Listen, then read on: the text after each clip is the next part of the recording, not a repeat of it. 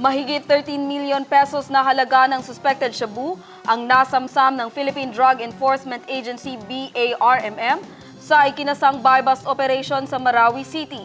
Arestado naman ang 21 anyos na lalaki sa operasyon. Ang detalye mula kay Joelyn de la Cruz.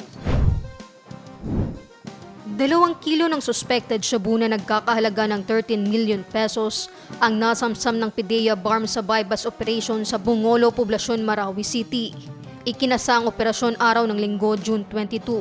Na-recover din ng PDEA BARM ang buy-bust money, iba't ibang drug paraphernalia, mobile phone, identification cards at motorsiklo.